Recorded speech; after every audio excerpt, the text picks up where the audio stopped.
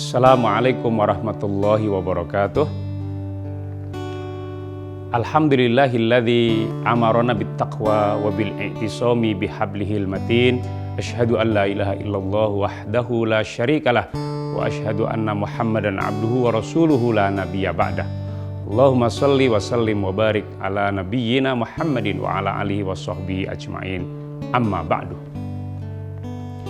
Para pemirsa TV-mu yang berbahagia, kita akan membahas tentang sujud di dalam sholat.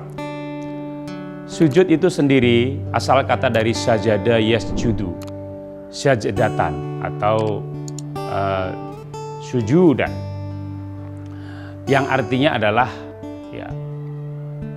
merendahkan diri serendah-rendahnya.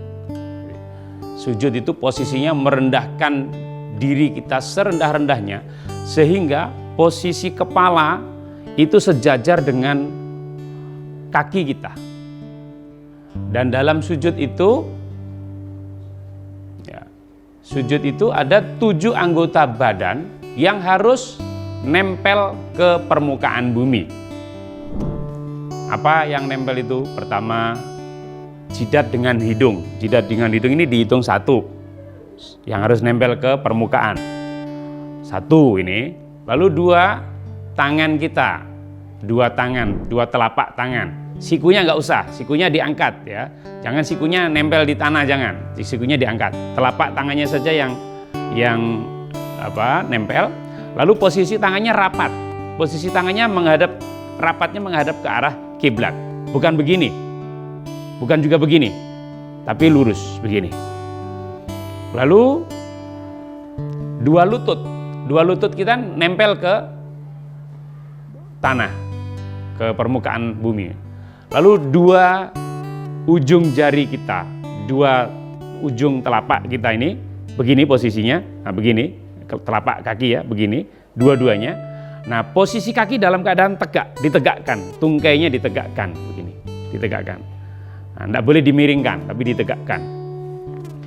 Nah, saat kita posisi iktidal, tadi iktidal nih, Sami Allah liman hamidah, nah, iktidal. Lalu sujud itu dimulai dengan lututnya dulu. Lututnya turun, setelah lutut, baru tangannya, baru kemudian jidat dengan hidung ini baru ditempelkan. Nah, mohon hati-hati, jangan sampai tertukar. Kalau tertukar kepala dulu nanti bisa sakit.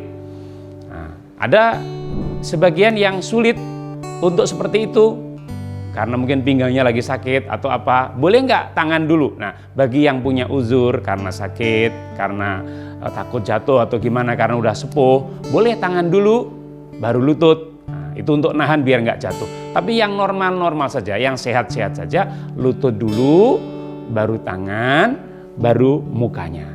Itu posisi gerakannya. Lalu yang dibaca apa dalam sujud? Doa sujud itu menurut hadis riwayat Aisyah, rawahu Bukhari wa Muslim ya, dan para imam-imam ahli hadis. Doanya sama dengan rukuk tadi. Subhanakallahumma rabbana wa bihamdika Allahumma gfirli. Ngapalnya gampang. Subhanakallahumma rabbana wa bihamdika Allahumma gfirli. Ini boleh dibaca sekali, boleh dibaca 2 kali, boleh dibaca 3 kali, tergantung kondisinya. Kalau imamnya lama, baca terus 3 kali mungkin. Kalau imamnya sebentar, baca sekali udah cukup. Kalau imamnya lama banget karena mungkin sholat tahajud atau sholat qiyamul lail, mungkin bisa baca berkali-kali. Ya, kalau kita sendiri sholat, ya silahkan kita pilih berapa lama kita mau sujud. Doanya itu diulang lagi berkali-kali. Tapi setidak-tidaknya 1 kali ya. Subhanakallahumma rabbana wa bihamdika Allahumma gfirli. Ini doa yang paling sahih riwayatnya. Paling sahih artinya Bukhari, Muslim, Tirmidzi, Abu Dawud semuanya meriwayatkan hadis ini. An Aisyah, dari Aisyah istri Nabi. Kenapa kita ambil dari Aisyah? Karena istri Nabi, Siti Aisyah ini yang tahu banget Nabi itu kalau sujud itu baca apa. Siti Aisyah itu dengerin. oh Nabi baca ini. Nah, ada doa yang lain, riwayat Hudzaifah al-Yaman. Beliau mengatakan Nabi membaca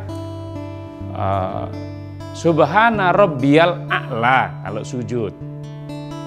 Kalau yang ruku tadi itu juga ada riwayat dari Hudzaifah juga, hadisnya sama, Subhana Rabbiyal Azim kalau ruku. Nah kalau sujud Subhana Rabbiyal A'la. Ini riwayat Hudzaifah. Kalau riwayat Aisyah, nah ini yang paling banyak dipakai dan ini hadisnya yang paling kuat. Subhanakallahumma Rabbana wa bihamdika Allahumma gfirli. Ini mengandung 3 unsur tadi. Tasbih, menyucikan Allah, mensucikan Allah. Tahmid, memuji Allah. Istighfar, ada istighfarnya.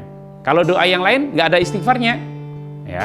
Ada doa satu lagi, subuhun kudusun Rabbul malaikati waruh, itu sifatnya hanya tasbih, tidak ada istighfarnya. Kalau doa yang diriwayatkan Aisyah tadi ada 3 unsur. Subhanakallahumma, nah ini tasbih. Rabbana wa bihamdika, ini namanya tahmid. Allahumma gfirli, ini namanya istighfar. Nah, doa yang paling lengkap dan inilah yang kita jadikan sebagai pegangan. Nah, kalau kita sujudnya baik, ya, maka para ahli mengatakan, para ahli pakar-pakar kesehatan belakangan ini mengatakan orang yang sujudnya baik itu akan memperbaiki, ya, sel-sel, ya, yang terutama soal kalau kita sujud itu suplai oksigen yang sampai ke otak nih itu semakin banyak ketika kita sujud. Maka orang yang banyak sholatnya alias banyak sujudnya otomatis insya Allah ya diberikan oleh Allah kesehatan. Kenapa? Karena di dalam kepala ini ada otaknya dan otaknya itu disuplai oksigen secara cukup melalui sujud. Mudah-mudahan kita termasuk orang-orang yang gemar bersujud. Lalu pentingnya sujud satu lagi, Nabi pernah ditanya, ada orang nanya gini, Nabi nanya awalnya, kamu mau apa? Aku mau dekat-dekat sama engkau wahai Nabi di surga. Oh kalau gitu alaika bikasrati sujud, kamu harus banyak sujud. Nah maksudnya banyak sujud itu apa? Banyak sholat di samping sholat wajib ditambah dengan sholat-sholat sunnah. Pagi-pagi mau masuk kantor sholat duha dulu 2 rakaat sudah cukup. Malam ya sholat sebelum tidur kita sholat witir dulu atau sholat tahajud beberapa rakaat singkat-singkat saja. Nah, kalau bisa lengkap ya bagus 4 rakaat terus 3 rakaat. Nah, tapi sependek-pendeknya 3 rakaat atau 1 rakaat itu sudah dibolehkan. Nah, jadi makin banyak kita sujud itu makin bagus karena itu membawa kepada kesehatan kita. Gitu.